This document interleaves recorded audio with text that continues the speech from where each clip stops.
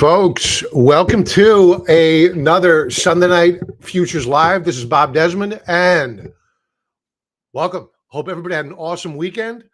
It's going to be an interesting week. We remain quite bullish on the overall equity markets, and we'll go over the futures action now, and we'll talk about how we're opening up. We'll talk about the economic data, which is coming out this week, and it's pretty measurable. Last week, there wasn't much in terms of economic data. It was very easy for the markets to continue to rally up. We'll also talk about the new Treasury Secretary. We'll talk a little bit about him and his strategy to help grow the economy. And let's get to it. Let's talk about the futures action. Let me share my screen. And we are ready to go. What you're looking at off the bat, let me first check if my audio is good.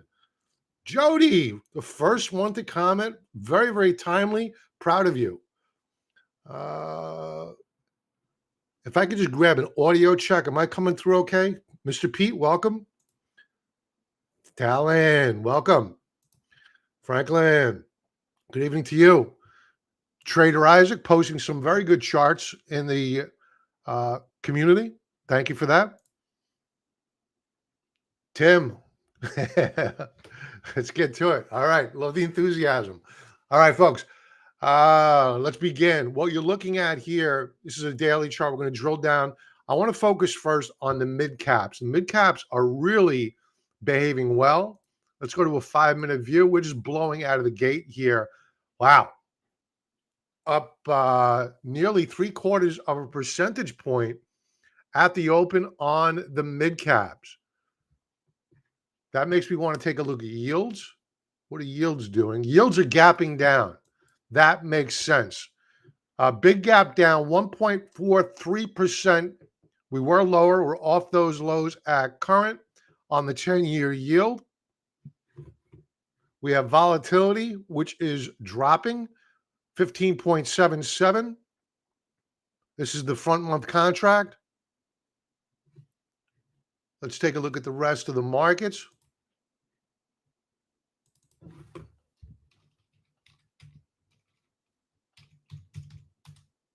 RTY. This is the small cap sector. Up, wow, up a percentage point. Big move up higher. Big move here.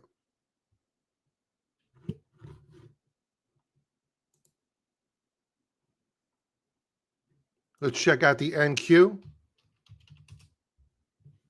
NQ lagging a little bit, but this is the NASDAQ 100. Still up 0.44%.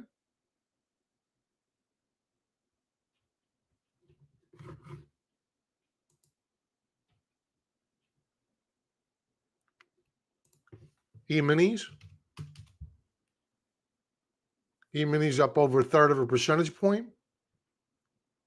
So a very strong start to the new week.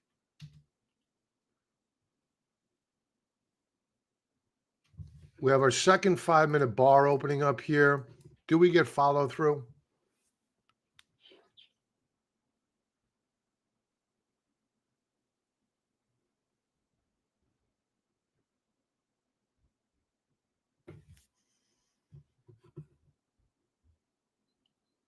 A little bit of a struggle there.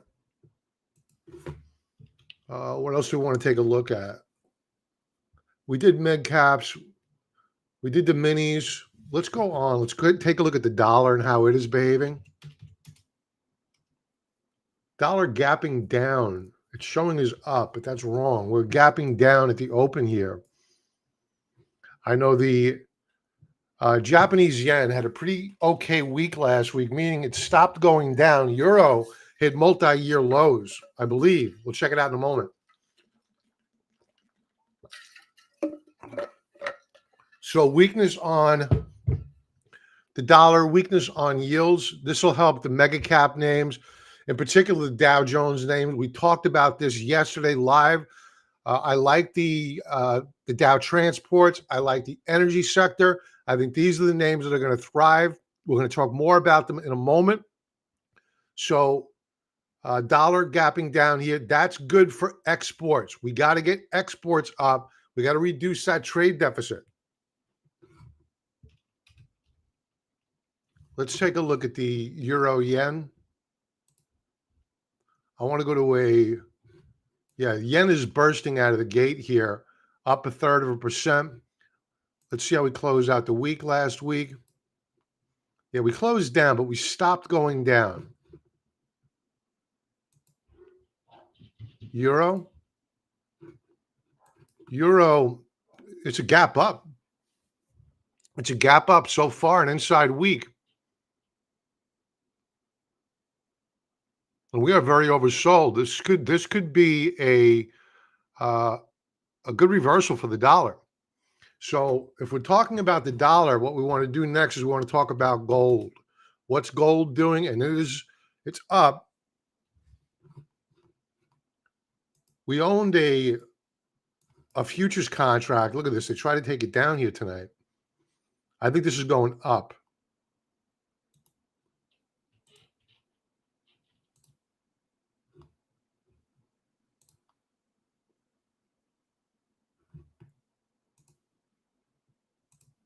Let's check out silver.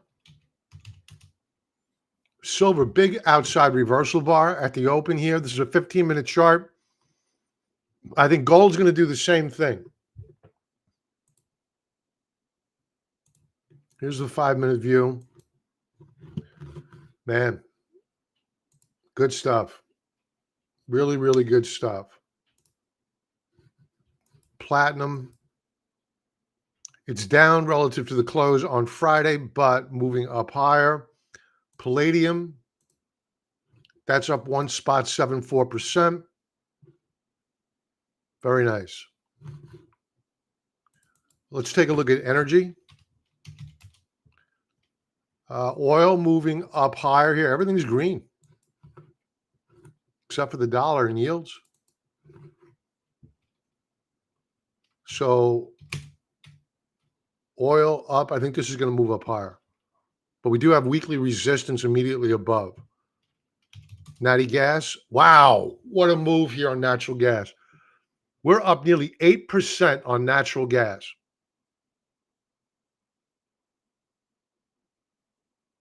Wow. What a move. What else do we want to take a look at? Let's look at the base metals, industrial metals. Copper, that's up just shy of a 0.5 percentage point.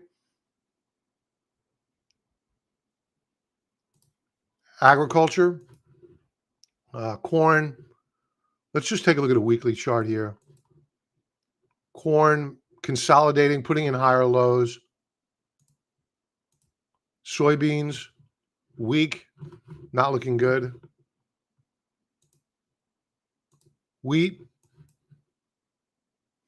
holding support, not looking great.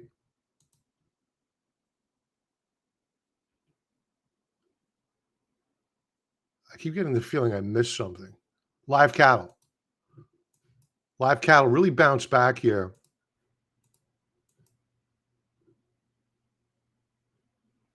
It's opening down. What else? What am I missing? What am I missing? Bitcoin. Bitcoin down about a percentage point. Last tick, 98,420. The coin. We'll talk a little bit more about this in a moment. I think that's it. I think we covered it. We did that pretty quickly. Let's go back to, I want to see if we're getting follow through.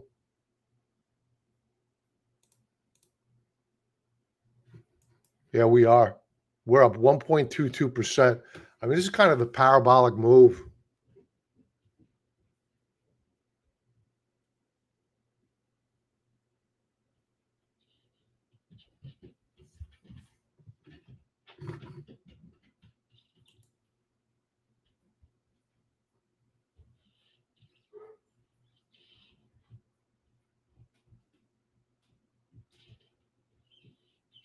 Where is, I want to go back to the mid caps, the EMY, EMD. Jesus Christ. That's up over a percentage point now.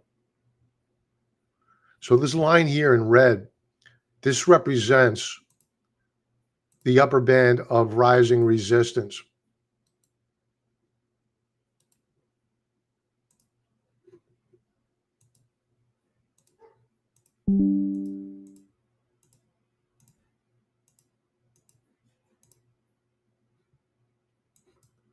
We could be there by tomorrow at this rate.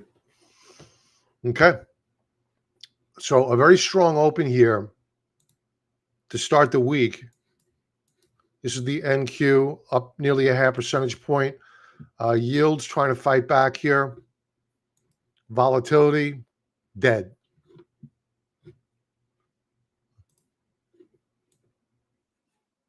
Okay.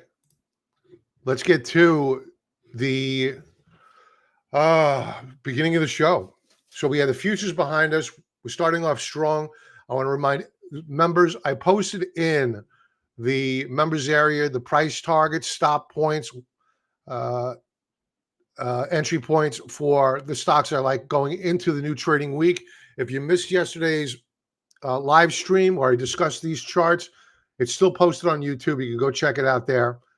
And what else? I have these symbols that have been requested. Let me go in and see whether or not anybody's requested anything else.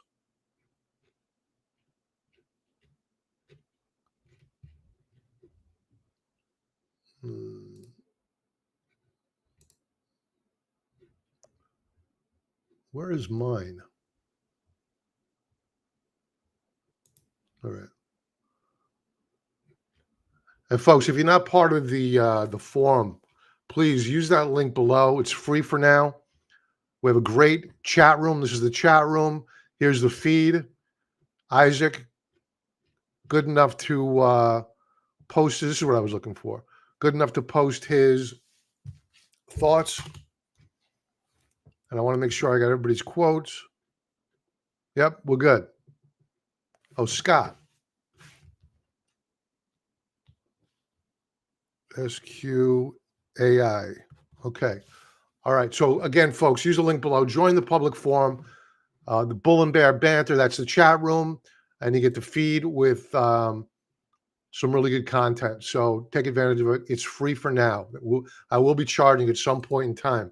And for members, this is the members area, you head over here to watch stocks, and that'll bring you to that list if you're entering from the login page. And we're also going to be sponsored by TrendSpider. Folks, they have 65% off right now, back testing, strategy development, real-time scanning, idea generation. I did that live yesterday.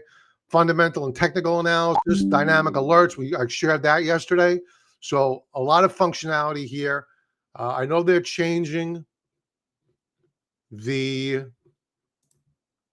discounts. It's still 67%. So take advantage of it. Use the link below. It'll take you on over there, 67% off. And I give it away free to our silver and gold level members. Let's get to it. So this coming week, we're going to have a quiet Monday, but then that changes on Tuesday. We're going to get the FOMC minutes. So that does impact the market, or can impact the market. It doesn't have to, but it gives the vibe for what the conversation was inside the FOMC committee, who was hawkish, who was dovish, and what the probabilities are for rates cuts moving forward. Then on Wednesday, we're going to get a lot of economic data. Durable goods coming out 8:30 a.m. Eastern Standard Time. GDP revision for Q3. PCE index, that comes out at 10 a.m. So that's a measure of inflation. That's the Federal Reserve's favorite inflation gauge. A lot of eyes will be talking about this or be watching this. So We will too. Be very, very careful with getting too extended here into these reports. Remember, we had no economic reports that came out last week. All we had was NVIDIA, and that the market just rallied on. Okay, this week we have a couple of speed bumps out there. Just be careful and keep an eye out for them. We're going into the week very, very expensive. We have a 38 handle on the Schiller PE ratio, and we're very close to taking out the highs of October 2021, which is at 38.58. The only time we were more expensive was back here, back in 1999. We're up in the 40s. Can we make it up there? Anything's possible, but just be forewarned. We are very, very frothy. And in fact, as measured by the Buffett indicator, we are strongly overvalued. The current ratio of 208% is approximately 62.62%, or about 2.2 standard deviations above historical trend. So for you guys out there like pictures like me, we're here. We're not supposed to be here. We are very, very extended. So let's be careful. Let's be careful. We're still bullish, but we have an eye on the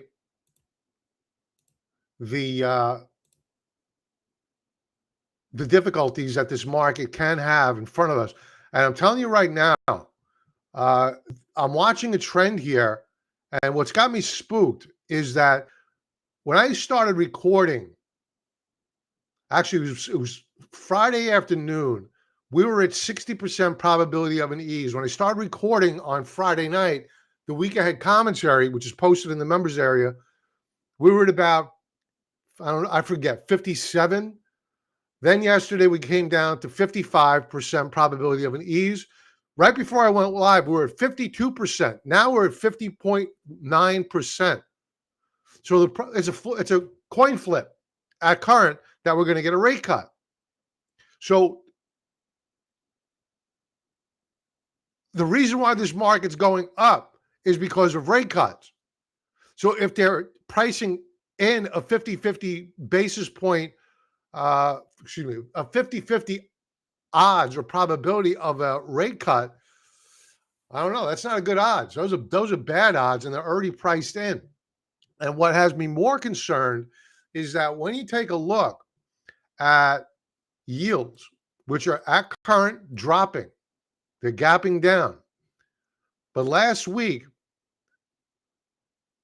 we did a retest of a breakout point. We had broken out the week prior to last. We retested last week and we held. Could we be doing another retest right here, right now? Sure. And why might the market makers be pricing in the probability of a 50-50 chance of a rate cut? Well, we spoke about this on Thursday night of last week, and look at how we closed out the week. We broke out. This is the CRB commodity index. Commodities are breaking out. That is inflationary. And the fact that the dollar, if the sell-off in the dollar continues, that is going to be all the more inflationary. So,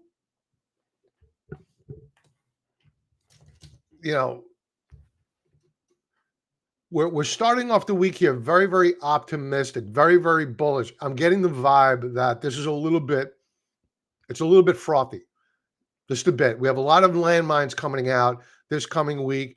And the fact that we have a breakout on the 10-year yield weekly time frame, and we have the CRB commodity index moving up higher is a major, major concern to me.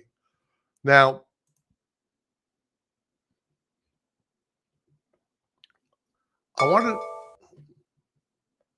something just fired off. Gold just broke out. I knew it was going to. Let's bring up gold again.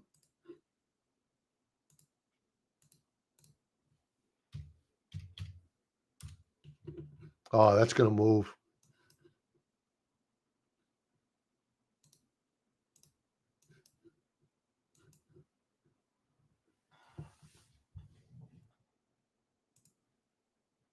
Let's see what yields are doing.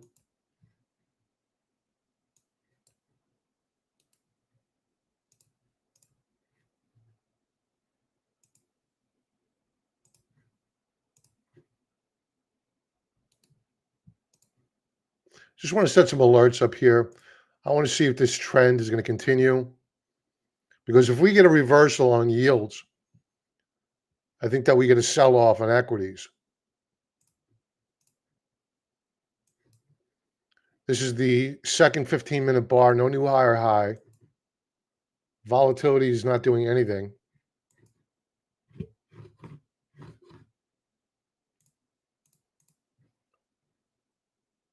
Let's check back in with the mid caps.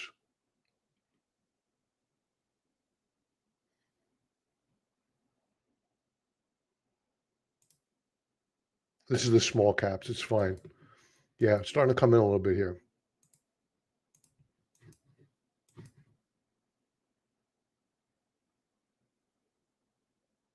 I think we can continue to run here, but yields need to continue to weaken.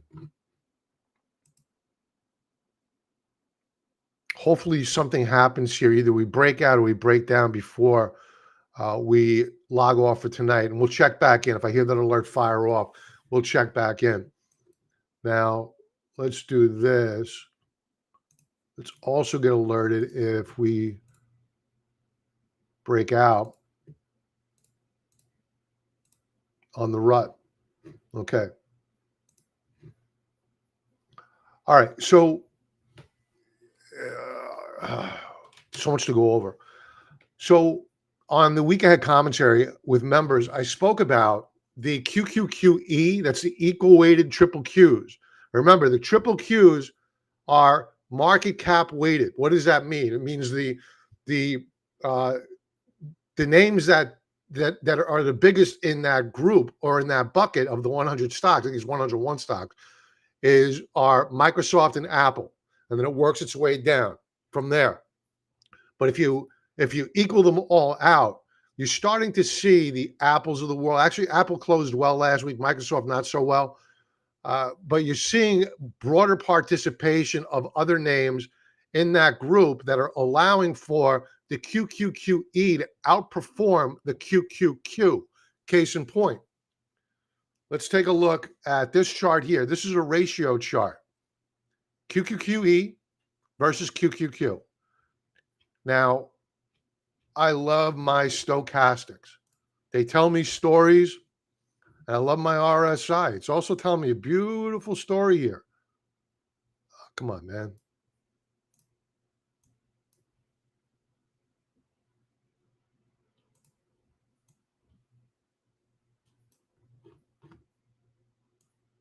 Look at that.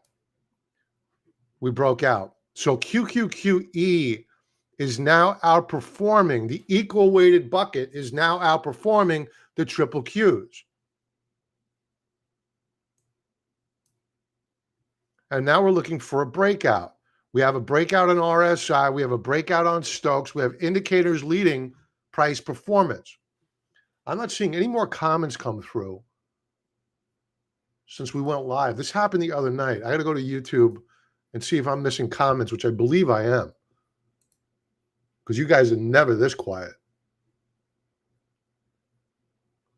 So if I'm not addressing comments or questions, I apologize. They're not coming through.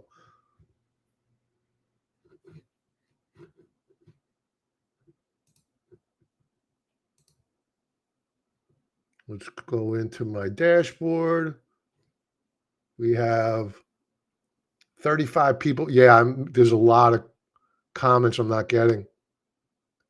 So, folks, if I didn't say hello, my apologies. I'm just seeing Trader Isaac, Tim, Jody, I said hello to. Thank you for the audio check, Jody. Paul, welcome. Jeff, welcome. Larry.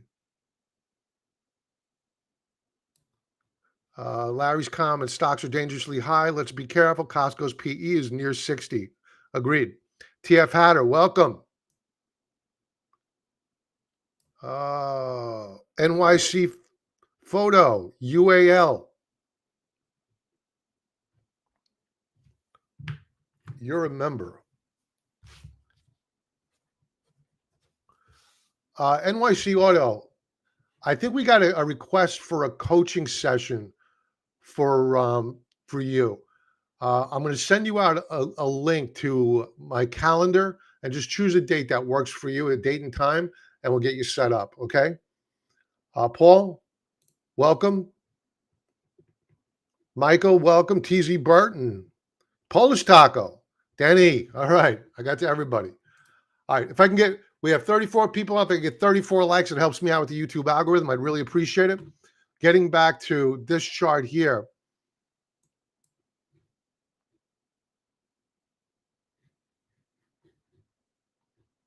So I think we're going to get a broader rally or more participants in the triple Q names rather than your typical Microsoft, Google. Google had a horrible week last week. Here's the QQQE weekly chart.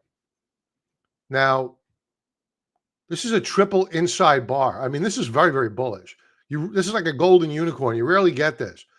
We broke out, pulled back, and then the following week it negated it.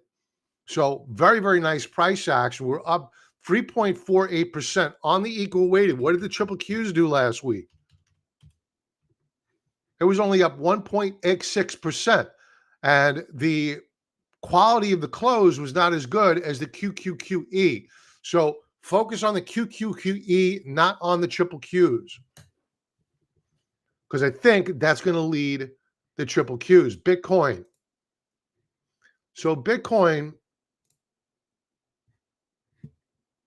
this is a weekly chart. Last tick, 98,200. We're leaning into the third standard deviation Bollinger Band. This expectation for crossing the $100,000 mark for Bitcoin reminds me of 1999. And what happened back then was that everybody was waiting for the Dow Jones Industrial Average to cross 10,000. We're at 44,000 now. Nobody ever really talked about another benchmark like the 10,000 mark as they did back in 1999. I mean, this was huge, huge. Everybody was talking about it. Professional traders were talking about it. And it took about a year. This is a quarterly chart. So it took about a year to back and build up that energy to break through, which we tried to do here, Q4 1999. We touched it, couldn't close above it. We finally closed above it. Q1. Why does that say that?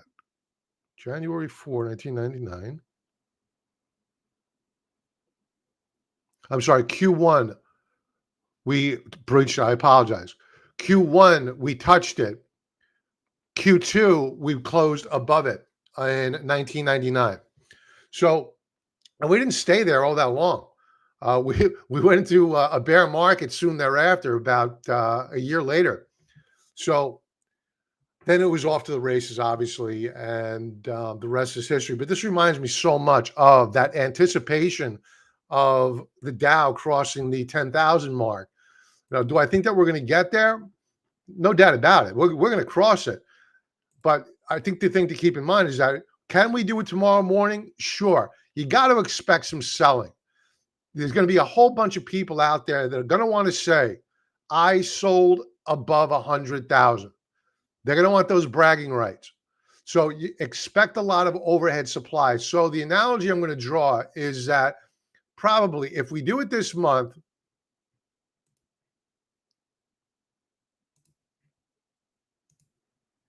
we're probably going to pull back and go into consolidation. This is actually looking pretty good. We're off the lows of the day today. Let's go to the month.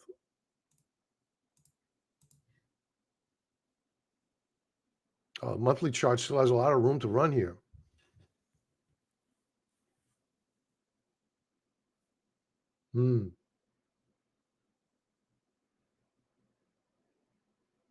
I think we're taking it out soon.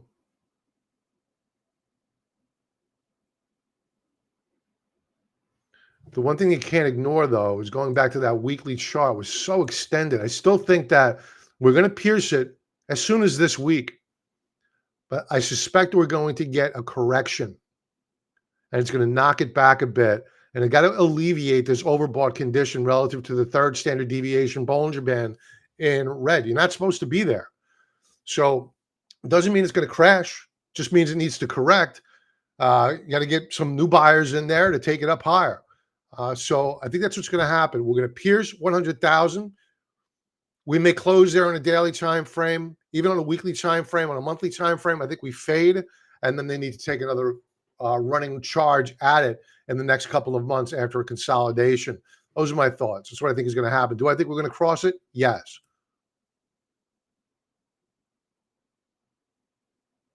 All right. So I wanted to spend a little bit of time talking about the changes in the administration, and the Treasury position is one that is not spoken about all that much because we have no money in the Treasury. All we have is policy. We're broke. We're bankrupt. So Janet Yellen, who happens to be a very smart woman, I don't agree with her on 99.9% of her policies, but she's no dummy. She made it to become Fed chair and Treasury secretary. She's got to be pretty smart. So you can't, got to give her some respect. Now, who's coming in is someone that is not as well known, but he's well known on the street. I didn't know about him. And that's this guy here, Scott Bessent. He ran Key Square hedge fund. And this is his outline for success. Bessett's macro view on the U.S. economy can be summarized with his 3-3-3 rule. And here it is. Cut the budget deficit to 3% of GDP by 2028. That may sound bullish to you. That's actually very, very bearish for the markets. Push GDP growth up to 3%. That is bullish, but also inflationary. Pump out an extra 3 million barrels of oil each day. Now, I think that one of the sectors that's going to do very, very well under the Trump administration, I'm going to talk about the chart in a moment, is the energy sector. And you may be saying, if they pump out more oil, then that drops the price of oil. And I would agree, that would. So initially, I think that they start doing drill, baby, drill right away, and we don't have that GDP growth, then the energy stocks may lag.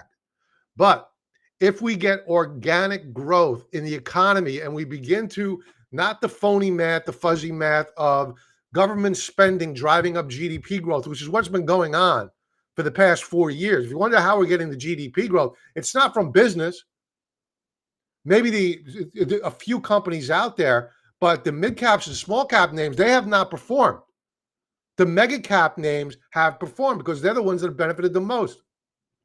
So if you get an organically growing economy, not one that's growing due to the fact that Treasury is issuing a lot of debt and stimulating money supply, then you could see demand for oil grow. So even though they're going to pump an additional 3 million barrels of oil a day, prices may still go up as long as you have organic growth in the economy growing at 3%. So you need that growth. Got to have it.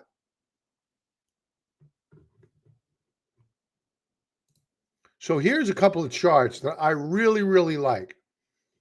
Energy. We're breaking out here. It's already happening. Don't wait for next month, next year when the talking heads come on to CNBC and they say, "Oh, we've been talking about oil and buying oil and oil stocks for months now." Yeah, to their clients, they're going to pretend they're coming on CNBC and been talking about it to you guys forever. They're not. They're accumulating a position right now. They'll be talking up these stocks when they want to provide liquidity so they can sell into them. That's the reason why they go on CNBC and start talking up these stocks. So I think that energy is going to benefit. I love the chart here. The two of our favorites are, and I have these on the watch list in the members area, Vista Energy, that's an Argentinian company. They're growing at 8.5% GDP growth. Now that you have the new president down there who is just awesome. Milia, I believe his name is. And the other one is XOM. XOM is flashing a Bollinger Band squeeze. Let's talk about that.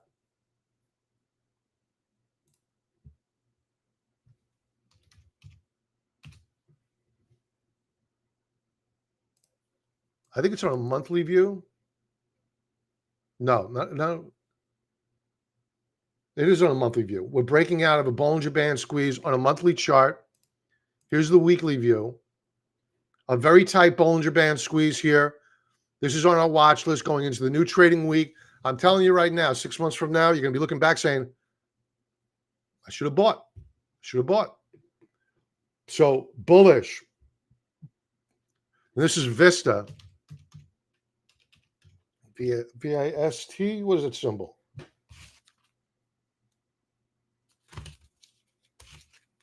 V-I-S-T. V-I-S-T. Look at that weekly breakout last week. This is going up. Daily chart. So XOM is a more steady Eddie play. And Vista is more of a speculative play, but I like them both. I think they're both going up a lot higher. What else do we like? The transports. Folks, this is a monthly chart. Take a look at this long-term consolidation. We've been in a trading range since May of 2021. So if we achieve these goals, cut the deficit by 3%, push GDP growth to 3%, and that's on a quarterly basis, and pump out an extra 3 million barrels of oil per day. You got to have trucks, railroads. You got to have the infrastructure to build. You got to have the infrastructure to ship the stuff that's being made. Long story short. So, how do we know? How are we going to measure whether or not we're getting what we want out of the new Treasury Secretary? And I'm going to show you this chart here. This is current account balance. It sounds wonky, and I guess it kind of is, but what it is basically calculated by subtracting the imports of goods and services and income payments from exports of goods and services and income receipts. Long story short, are we importing more than we're exporting?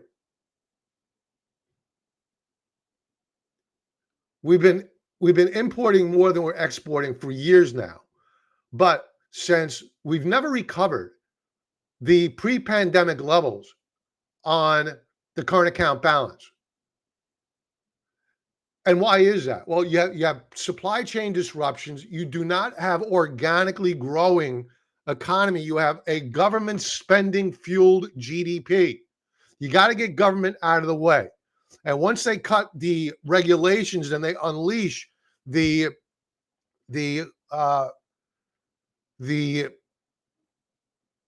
capitalistic animal instincts of America, then you're going to see this rip through the ceiling. And the good news is that this includes services. We run a services surplus.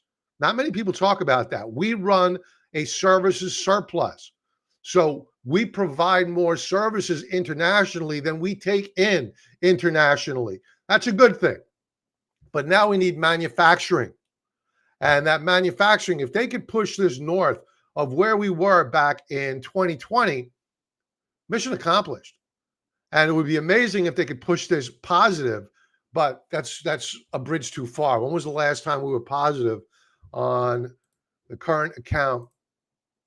They don't even go back that far. I mean, this goes back to 1999, and we ran a trade deficit back then. So it's probably not going to happen within the 4 years. You know, fingers crossed, but probably not going to happen. All right, what else did I miss here? I think I did everything. How much time do we have? I have a lot of quotes to go over. So let's get to it. All right. PFE from Michael.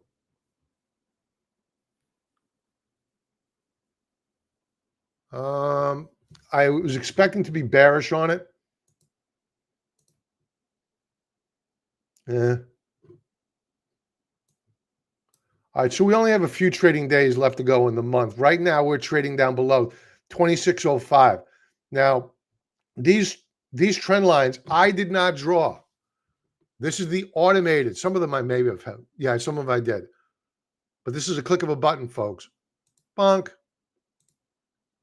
We're trading below support. That's the algorithm. Don't forget, TrendSpider, 67% off right here, right now. Use the link below. Get on over there. If you watch this on Twitter, there's a link above. And I give it away free to our silver and gold level members. And the members, as a reminder, we have our watch stocks posted in the members area. So go check it out. So Pfizer, it's got to close above 26 bucks a share. It's got to.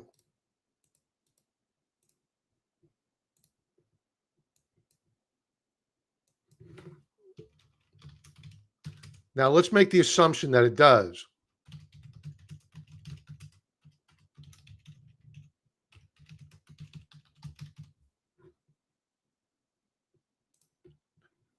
So if we assume that it's going to close back above that support level, I got to tell you, the weekly chart looks pretty good.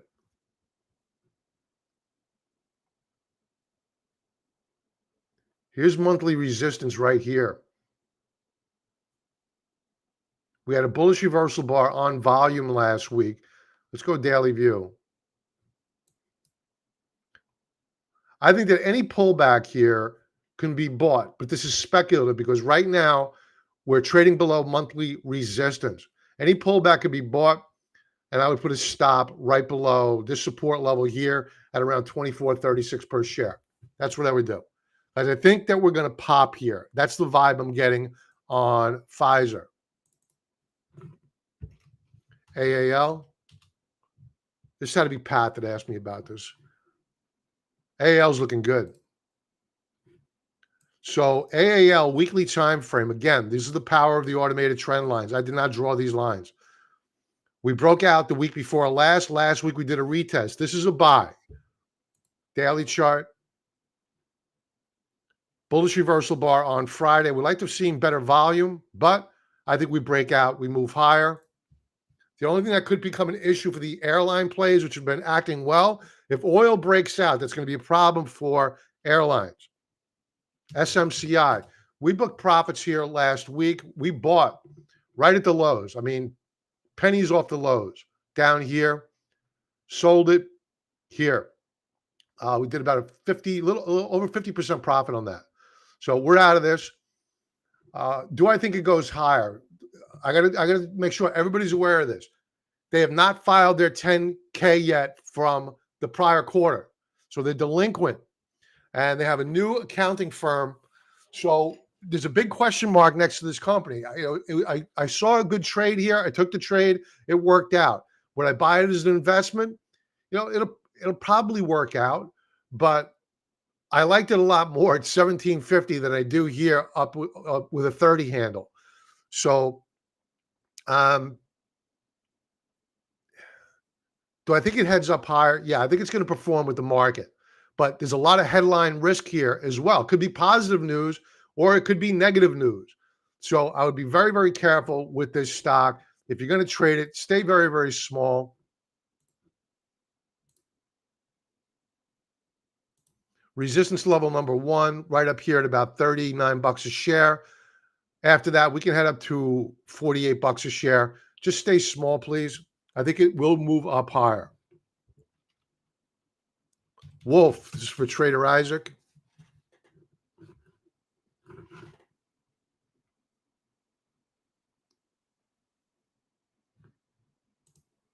Let's go monthly view.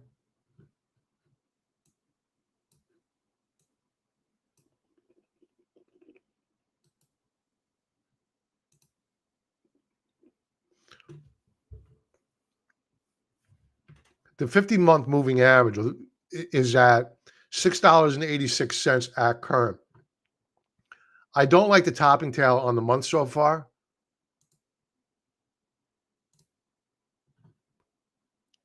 That was because we got extended relative to, this is a 2 or 3 stand. That's a 2 standard. So we did a little bit of reversion to the mean here.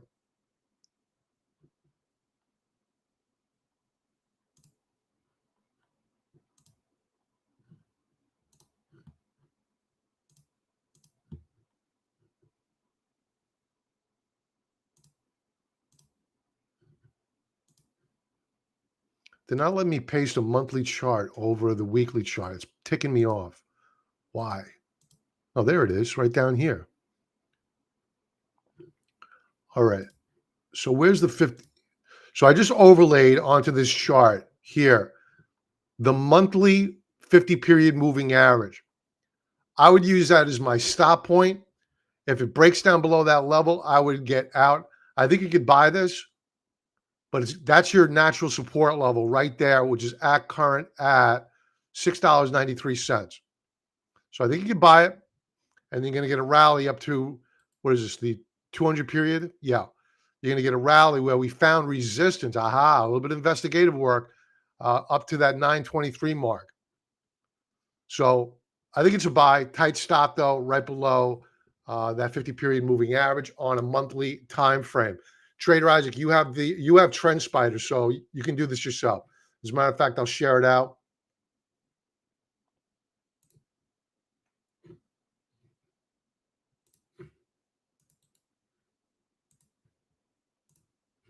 That's in the chat box.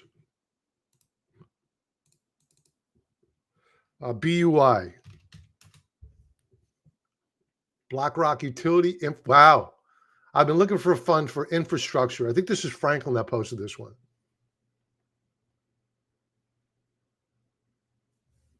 Let's go monthly view.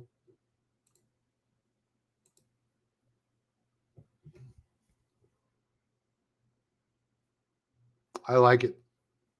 You have a Bollinger Band squeeze setting up on a monthly time frame. Now, it could take a year or two before it fires off, but I like the setup here.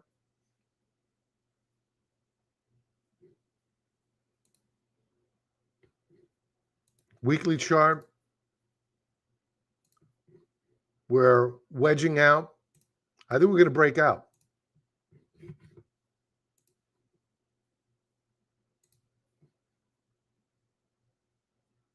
I think it's a buy. Let's go to a daily chart. We broke out on Friday. Any check back to 23.39, I think it's a buy. Is there a dividend on this?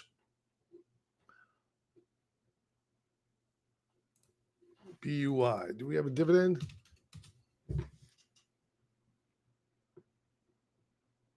Yeah, this is definitely a buy.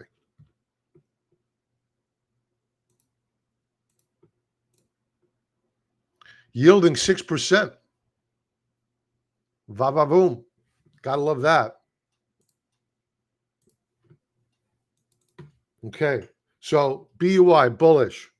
AAOI, Applied Optoelectronics. Weekly chart, boom. What a move here, huh? Look at that Bollinger Band squeeze that fired off. Rip your face off rally. It's extended.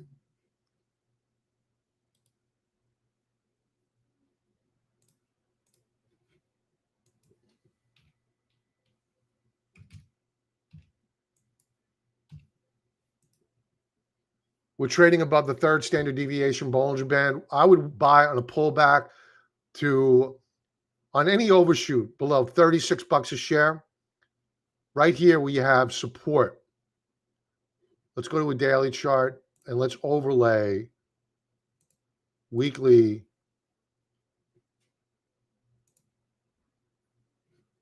It's not showing up here. Why?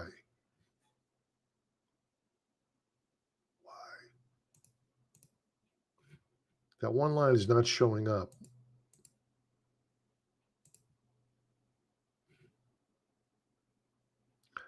I'm not a buyer here yet. I think you got to wait for, what was that weekly support level? 36.31.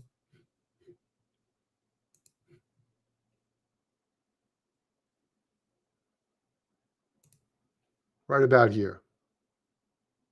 Right about here on any retrace. Let it consolidate. If it does continue up higher, you're going to have resistance up at $40, 41 bucks a share.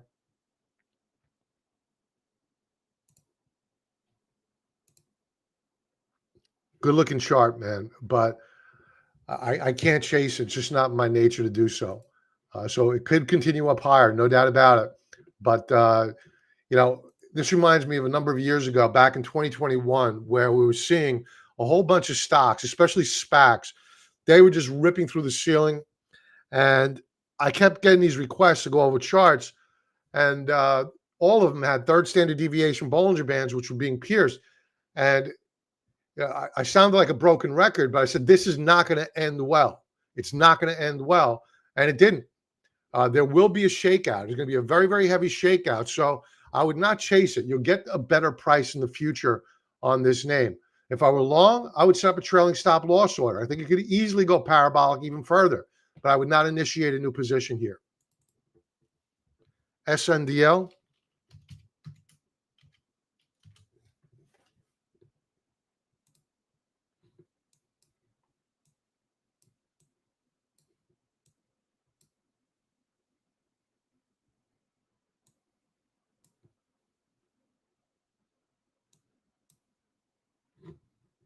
Let's go to a monthly chart.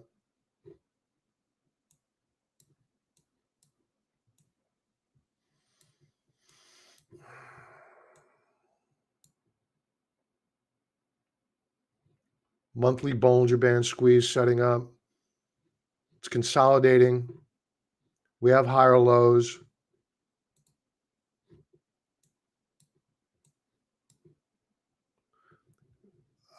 I wouldn't buy it until we close above this 20-period moving average here. Or is that the 50? No, it's a 20. The 50 is down here. So I would wait for strength. You're still getting a lot of sellers moving in here, as noted by these topping tails. So I don't want to buy into them. I want to wait until we get a reversal bar similar to this or similar to this, a bullish key reversal bar. I'm in no rush here. You had a doji star formation on Friday. That could be a sign of indecision, and perhaps you can get a breakout on the shares. But I don't see a compelling reason to step in right here, right now, until we get such a breakout or until we pull back to a support level. There's no reason to buy it right now. It's a watch. It's definitely a watch because you have that longer term setup, monthly Bollinger Band squeeze, weekly Bollinger Band squeeze setting up. And how that gets resolved is like this. Look at what happened. Last Bollinger Band squeeze on a daily time frame, you had to rip your face off rally. You don't have that right now on a daily time frame. It's building on a weekly time frame, but we know from experience this could take a few more weeks to occur. However, the neck is pretty tight. I want to be bullish on the stock. I do. I would want to be a part of this stock on a Bollinger Bands breakout, and I can't do it just yet until we get some strength and we get some closure above the 20-period moving average on a weekly time frame. Rumble. This is looking interesting.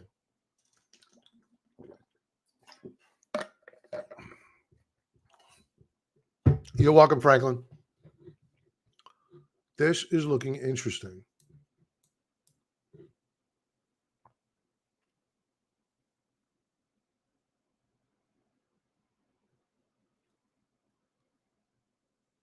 Bullish reversal bar on the week last week. Let's go monthly view. Higher lows.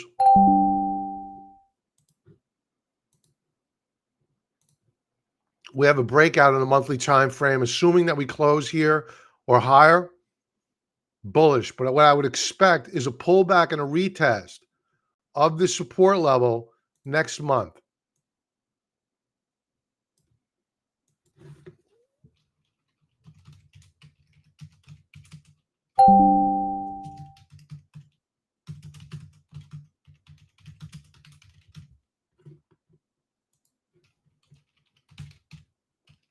Buy.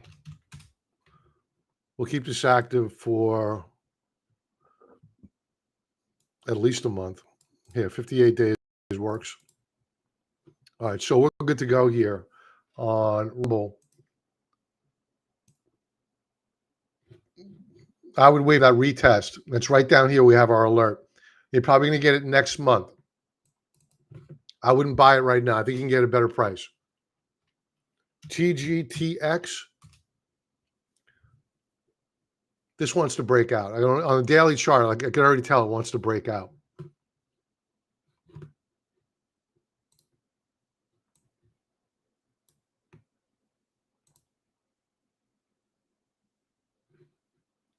We blew through the upper band of a rising uptrend channel.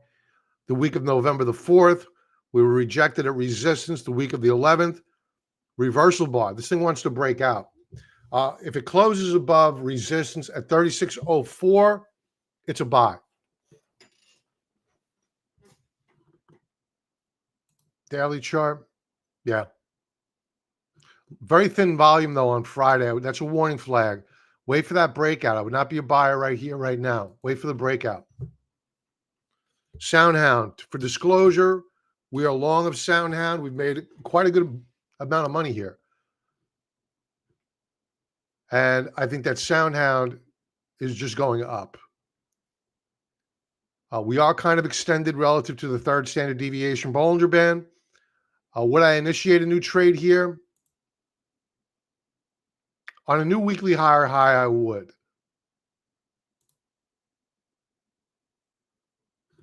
Volume, very good. Let's take a look at seasonality. There's probably not much data here. It's only 3 years worth of data, not worth talking about. So I'm bullish on Soundhound. I'm going to remain long. I'm not going to add any more right here, right now.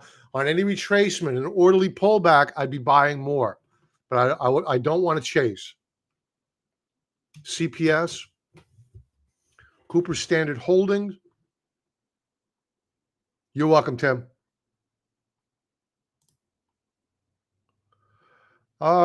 This is not a buy. It can't hold the 50-week moving average.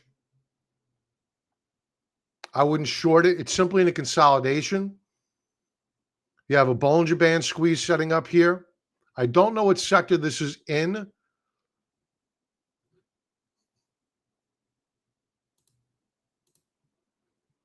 Here's seasonality. We have some data here. We're coming into a very strong period of time. November is not a great month, nor was September or October. However, December, it's up 71% of the time and up 57% of the time in January. So you have some seasonality here that could be working for it in the coming months. Let's go to a weekly view.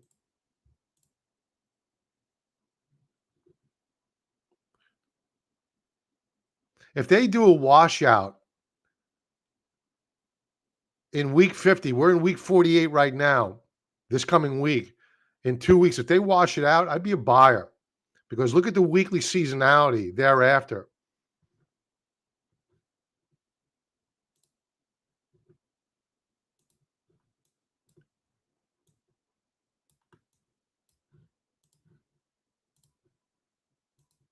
Matter of fact, yeah, we have a lot of support levels down here. Right down here. If they take this down to $12.79, I'd probably be a buyer. And just beware, volume is still pretty heavy last week as it was the week prior. Daily view. No compelling reason to buy here. I would wait for the weekly pullback right down here. So it's a watch. TGT. Bad earnings.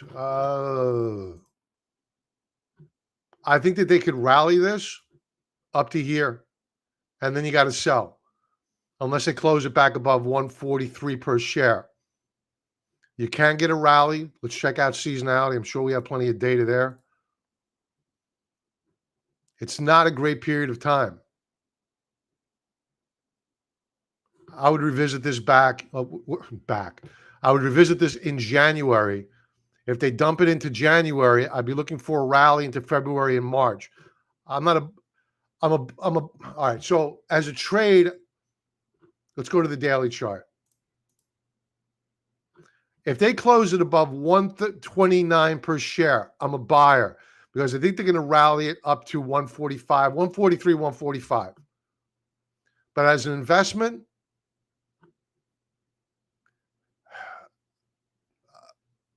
earnings were bad.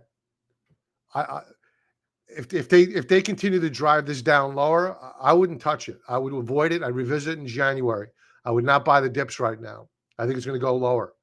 The only saving grace is possibly a check back rally, a short covering rally into this resistance level, and then they're going to probably fade it and take it down lower. So as an investment, this is not an investment. As a trade, it may be setting up, but it's got to first close above this resistance level at 129.60 per share. That sets the stage for a rally up to around 143, 144 per share, and then I would be out. Square.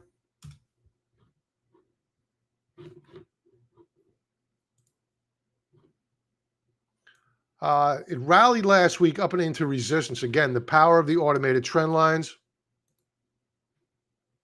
You have support down here. I would look to be a buyer on any retracement down to 85, 88 per share, give or take a dime. It doesn't have to be exact. Good volume. This could just continue up higher.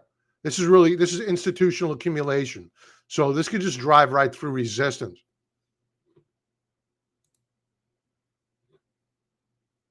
Down day on Friday, but thin volume. I don't like to chase, so I'd be looking for a pullback. I always like a discount. So I'd be looking for a pullback right down here.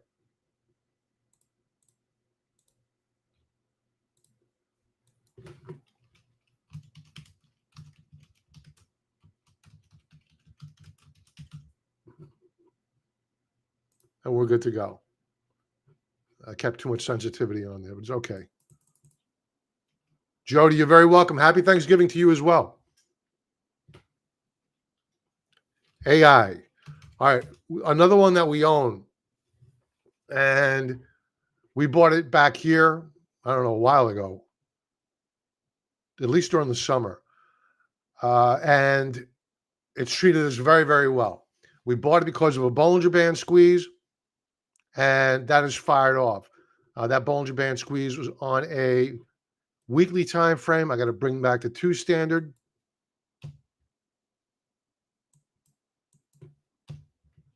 I knew that looked weird. Okay, so we have a Bollinger Band squeeze that's fired off. Would I be a buyer here now?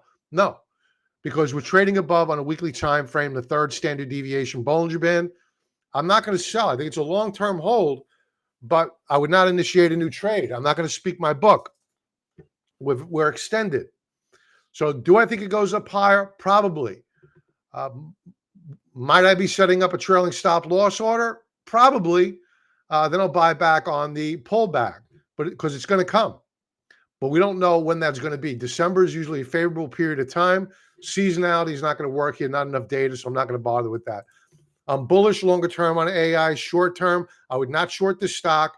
However, I would not initiate a new trade. Leaving it off with UAL. UAL wants to go up higher. Very similar chart as to American Airlines. This is a daily chart, bullish reversal bar on Friday. Decent volume. We're extended. We're extended here. We've had on a weekly time frame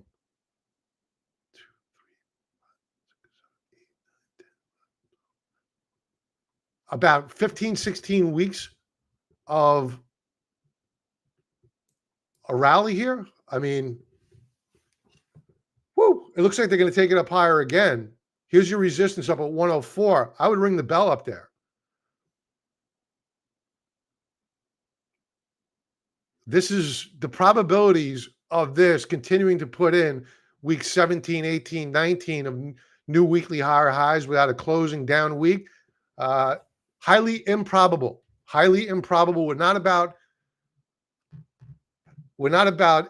really expectations other than probabilities here. And the probability of this thing continuing up higher is improbable moving forward. And as we near resistance, I think the path of least resistance is going to stall out and you're going to get a reaction to the downside. So I think it goes up higher.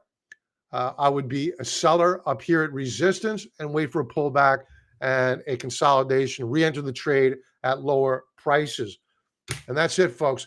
If you guys are checking out for the week, have an awesome Thanksgiving. Happy Thanksgiving to everyone. Have a profitable trading week.